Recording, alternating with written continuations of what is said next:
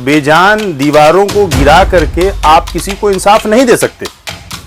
ये एक भय की सियासत है और ये डराने वाली राजनीति बीजेपी कर रही है। मुख्यमंत्री का साफ साफ ये कहना है कि हम किसी को सुरक्षा नहीं दे सकते, तो इसके आगे और क्या बात आप करेंगे। अगर कोई आदमी कोई पुलिस की वर्दी पहन करके दंगाइयों जैसा काम कर रहा है तो इस देश की सुरक्षा कहां जा रही है। साफ जाहिर होता है कि कहीं ना कहीं एक बड़ी साजिश चल रही है और सत्यपाल मलिक जी जो ये अंदेशा जो उनको है, तो वाकई ऐसा हो सकता है, इस बात से आप इनकार नहीं कर सकते। तो ये सिर्फ नूह की बात नहीं, नूह के अलावा देश के अलग अलग हिस्सों में, अलग अलग प्रदेशों में जिस तरीके से हिंदू और मुस्लिम का दंगा भड़काया जा रहा है, ये बहुत ही शर्मनाक है और हम सब इसकी निंदा करते हैं।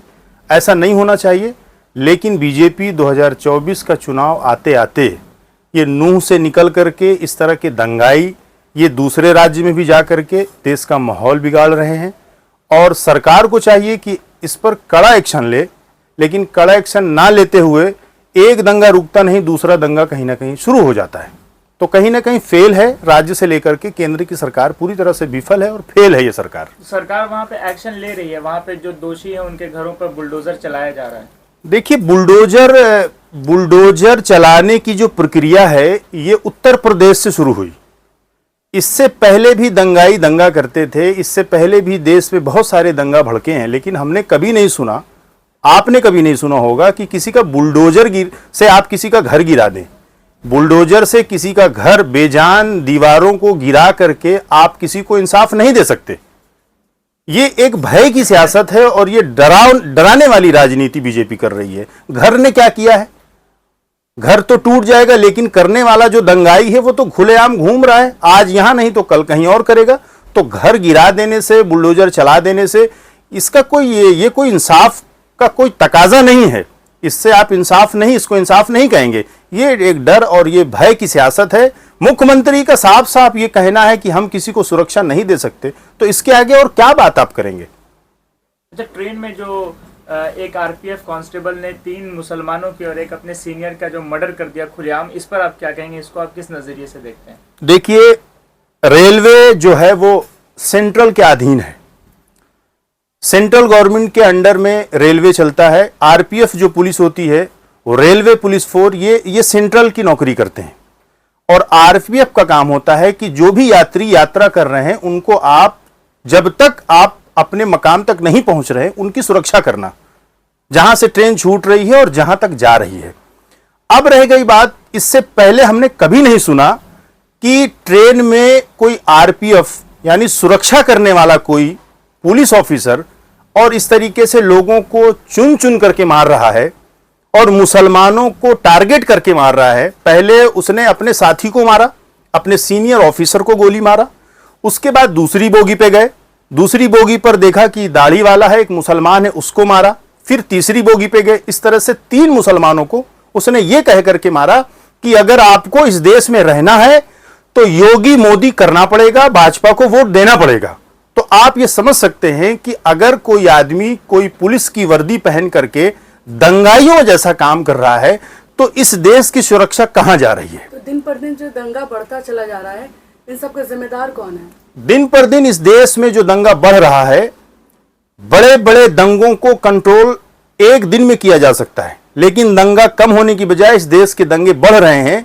ये सीधा सीधा इस देश के गृह मंत्री माननीय अमित शाह जी और जो राज्य की सरकारें हैं वो पूरी तरह से विफल हैं। लिहाजा इन दंगाओं से फायदा, एक राजनीतिक सियासी फायदा किसको हो रहा है, पहले तो समझने की यह बात है कि अगर हिंदू मुस्लिम का दंगा भड़केगा, मंदिर और मस्जिद की बात होगी, हलाल हराम की बात होगी, इंडिया पाकिस्तान की बात होगी, मुसलमान और हिंदू की बात होगी, तो इसका इनडायरेक्टली फायदा कहां हो रहा है और किसको हो रहा है। सेकुलर जो तंजीमें हैं, जो सेकुलर जो राजनीतिक पार्टियां हैं, वो दंगा से उनका कोई लेना देना नहीं है। कॉम्युनल जो काम करने वाले हैं, जो कॉम्युनल जो फीलिंग लोगों के अंदर पैदा करते हैं, ये कहीं ना कहीं सियासत में उनको फायदा हो रहा है। लिहाजा हिंदू मुस्लिम की घटनाओं से बीजेपी को फायदा हो रहा है और बीजेपी 2024 के इलेक्शन से पहले, ये आए दिन आप सोशल मीडिया पे देख लीजिए, तरह तरह की खबरें चल रही हैं कि आज यहां नहीं तो कल वहां, कल वहां नहीं तो परसों वहां। दिन दहाड़े हिंदुस्तान का जो माहौल बिगड़ रहा है, ये कहीं ना कहीं इसके लिए बीजेपी की केंद्र की सरकार पूरी तरह से दोषी है और गृह मंत्रालय इसके लिए एकदम विफल और कमजोर है। 2024 से पहले लगातार ये घटनाएं आम होती जा रही हैं। अच्छा, ये बताइए कि सत्यपाल मलिक ने भी पिछले कुछ दिनों पहले ये बात कहा कि दोबारा पुलवामा होने जा रहा है। जैसे 2019 में एक बार पुलवामा अटैक हुआ था, 2024 से पहले एक बार फिर से पुलवामा अटैक होने वाला है। देखिए, सत्यपाल मलिक कोई एक आम इंसान नहीं है, वो राज्यपाल रहे हैं और राज्यपाल एक संवैधानिक पद होता है और बीजेपी की गवर्नमेंट के राज्यपाल हैं, वो भाजपा पार्टी के राज्यपाल हैं, किसी दूसरी पार्टी के नहीं है। तो अगर बीजेपी के अंदर से निकल करके कोई इतने बड़े पद पर बैठ करके या बैठा हुआ कोई शख्स ये कह रहा है कि पुलवामा हमला और दोबारा हो सकता है या और भी तरह तरह के हमले हो सकते हैं।